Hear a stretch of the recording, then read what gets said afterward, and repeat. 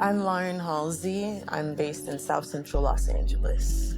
When I began this journey in 2006 in community college, I was super inspired by archograms, walking city proposals, and their drawings for these structures, some of them not even tangible, that compelled me to think about these architectural interventions that I wanted to see happen in empty lots in Los Angeles. As an exercise, I really enjoy collage. I get to build the worlds I wish I lived in. I collapse all of these worlds, street, pyramid, gorgeous nature, domestic worlds, into one composition to create new opportunities that are about uplift, that are about togetherness. I'm interested in producing a temple on a main boulevard in Los Angeles.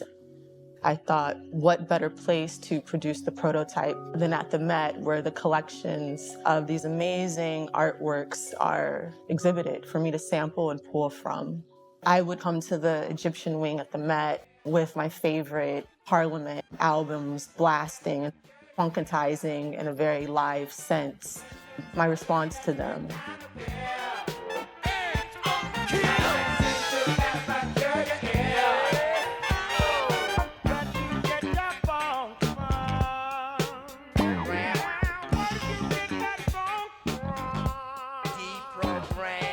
The Temple of Dindor gave me the conceit to think about the carvings, using them not only as like image, but to make walls, to build out the space. My project for the Met is called the Eastside of South Central Los Angeles Hieroglyph Prototype Architecture. It's this super idiosyncratic remix of a pharaonic temple.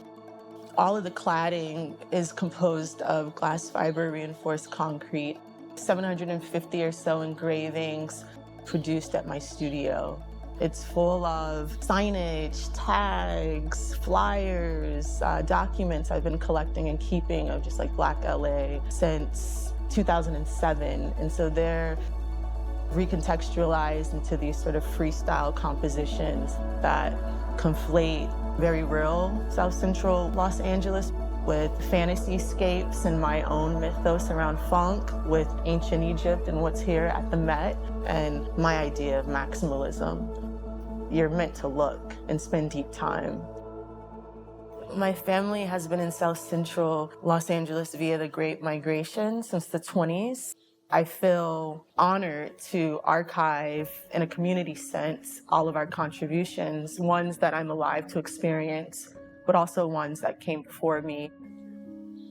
This work is aspirational. They're images around community transcendence and self-determination and autonomy. I thought how cool it would be to pay homage to folks that I consider to be monuments myself.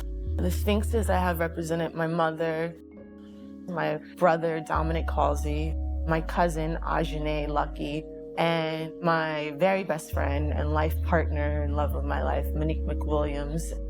I included them as the sort of protectors of the space, that you would have to enter the space through them. For the column capitals, I have included my little cousin Diani, aka Bop Bop, who's been a part of the making and conceiving of this artwork since we began in my grandma's house years ago. I also have Pistachio, who's one of my favorite artists in the world. I have Barrington, a close friend who is a creative director, filmmaker. Lastly, I have my cousin Damien Goodman, who's the founder of Downtown Crenshaw. Just as far as the affect or the experience of the space, I didn't want it to be this sort of cave and dark. Just wanted it to be open and for folks to feel welcomed. The Oculus, I thought it was just like this sort of spiritual portal to the mothership, to the stars. As folks are in the park, I wanted them to just have a call and response to my project as they're in the moment of experiencing Cleopatra's Needle, which then led me to think about scaling up compositions for the exterior walls so that they were legible from the park. As I was making this work, I thought it wasn't enough to produce artwork for and about South Central without also having some sort of tangible give back. As an extension of my art practice, I have a community center called Some of Everything. And my dream is once this returns back to LA, I'll be able to have others contribute to the compositions as well. It just be a space of joy, contemplation, education for folks that want to come. I hope when folks come to the Met and experience my piece, they walk away with a more holistic view about South Central that aren't about violence, they aren't about dread. They're very much about survival, vibrancy, love, and they also are just into me re-envisioning the hieroglyph as a form to tell stories.